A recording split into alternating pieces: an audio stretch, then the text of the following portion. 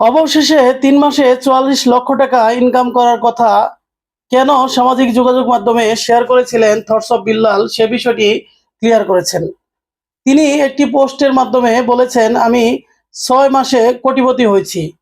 তবে কেন আমি সামাজিক যোগাযোগ মাধ্যমে ৪৪ লক্ষ টাকা আমি ইনকাম করেছি ৩ মাসে সেটা শেয়ার করেছিলাম।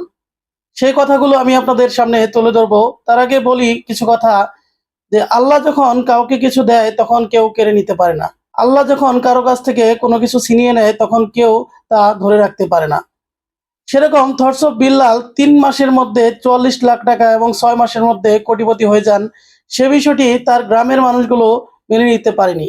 অনেকে তাকে নিয়ে সন্দেহ করা শুরু করেছিল। এইজন্য তিনি বিষয়গুলো শেয়ার করেছেন। সেই কথাই ফেসবুক পোস্টের মাধ্যমে সবাইকে জানিয়েছেন। আমি আপনাদেরকে বিষয়টি আরো সুন্দর করে থটস অফ বিল্লালের যে পোস্ট আছে সেই পোস্টের কথাগুলো শেয়ার করছি, আপনারা শুনুন। চাকরি ছাড়ার ৬ মাসের মধ্যে কোটি টাকার মালিক।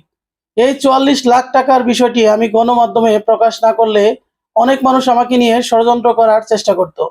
গ্রামে যারা থাকে তারা জানে কত ধরনের গবেষণা চলে। আলোচনা হচ্ছিল আমি কক্সবাজার ছিলাম, ওখান থেকে হয়তো কিছু একটা করে এসেছি, না হলে এত টাকা পেলাম কোথায়। আমি আমার নিরাপত্তা এবং অনলাইন ক্যারিয়ারে ক্রিয়েটিভ মানুষদের অপরচুনিটি আছে সেটা বিবেচনা করে সত্যটা শেয়ার করেছি। অনেকে বলেছেন এইসব বলার কি দরকার ছিল। আশা করি বিষয়টি ক্লিয়ার করতে পেরেছি। তো যাই হোক, থটস অফ বিল্লাল তিনি তার নিজের সিকিউরিটির জন্য কথাগুলো বলেছেন। তো এটা যৌক্তিক যে একটা মানুষ যখন অনেক টাকা পাবে, হঠাৎ করে বড়লোক হয়ে যাবে, তখন কিন্তু মানুষ সন্দেহ করবেই। এই বিষয়টা স্বাভাবিক। তবে অনেক বড় বড় ইউটিউবার এই বিষয়টি বলার পরে তার পিছনে লেগেছিল। তারা বলেছিল যে ৩ মাসে ৪৪ লক্ষ টাকা আমরাও ইনকাম করেছি কিন্তু শেয়ার করিনি। তো এগুলো শেয়ার করার বিষয় না, এগুলো শেয়ার করা উচিত না। তবে থটস অফ বিল্লাল নিজের সিকিউরিটির জন্য, নিরাপত্তার জন্য এই বিষয়টি শেয়ার করেছেন। আপনারা খেয়াল করেছেন কিনা, থটস অফ বিল্লালের যে ভিডিওগুলো সবাই দেখে, দেখার পরে সবাই তার মতো হওয়ার চেষ্টা করে।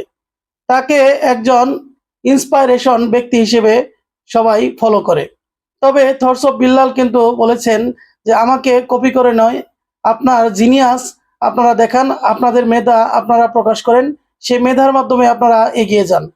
তো থটস অফ বিল্লালের এই কথাগুলো আপনাদের কেমন লেগেছে কমেন্টে জানাবেন, এবং থটস অফ বিল্লালের ভিডিও আপনাদের কেমন লাগে কমেন্টে জানাতে ভুলবেন না।